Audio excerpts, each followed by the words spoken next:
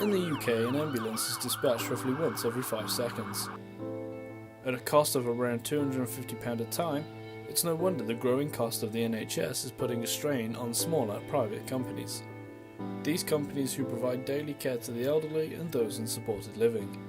Just how much will these budget cuts to the NHS affect the everyday lives of patients who require care? Are these cuts more rewarding for private companies or simply more demanding?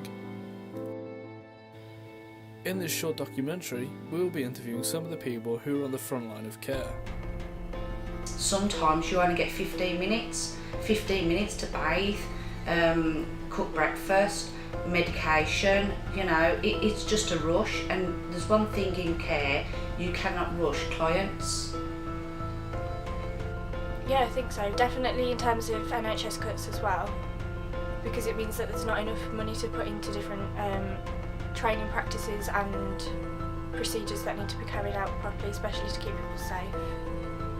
In this documentary, we will be able to show you just how much the cuts to other healthcare departments, like the NHS, can have such an impact on the everyday life of others. How the stress on private care homes can trigger problems in residents such as depression, anxiety and isolation. The stress on private sectors can then further lead to undertrained staff and a lack of resources, therefore creating more of a barrier between good and bad care quality.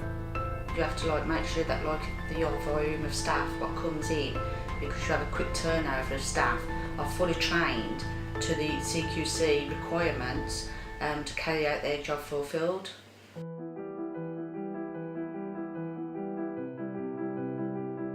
Well, you have to know how to care for the individual. There's different aspects of care that you need to come in line with the CQC regulations and fundamental standards.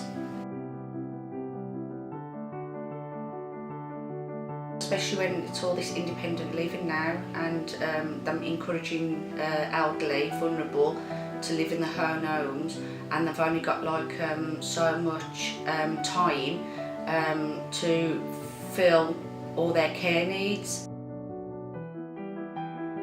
They've not got the funding to care for the vulnerable and elderly, so they've been, like I said previously, they're given the choice to live in their own home, where it's them going then to private sectors where they've spent using their hard-earned cash, what they'd saved up all through the year, all through their lives, worked for, and then using that to deal with their care. Like I say, it'd be like NHS, it'd be like, well, if you're going into a care home, sell your house to pay for it. Most people who've worked there worked for all their life don't want to sell their possessions, their houses, to fund for their care. So they will stay in their own house until they die, and then they just get their domiciliary carers to come in, which, like I said previously, are 15 to an hour calls depending on the care package, to carry out their care needs.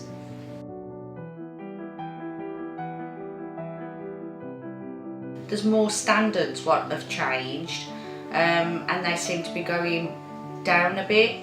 At one time you used to have to be a qualified nurse to carry out care. Yeah, I think so. Definitely in terms of NHS cuts as well, because it means that there's not enough money to put into different training practices and procedures that need to be carried out properly, especially to keep people safe. Private sector can be very, very expensive. To stay in a care home, it can be £500 a week. Whereas obviously in the NHS you don't have to pay for that. But I think in the private care sector you probably do get that little bit extra better quality of care because you're paying for it. This may not seem like a problem now, but consider your future, your family's future. Over the years, you may have to deal with the complications of care and its costs. So what would you prefer? A company that works well, or a company that costs less?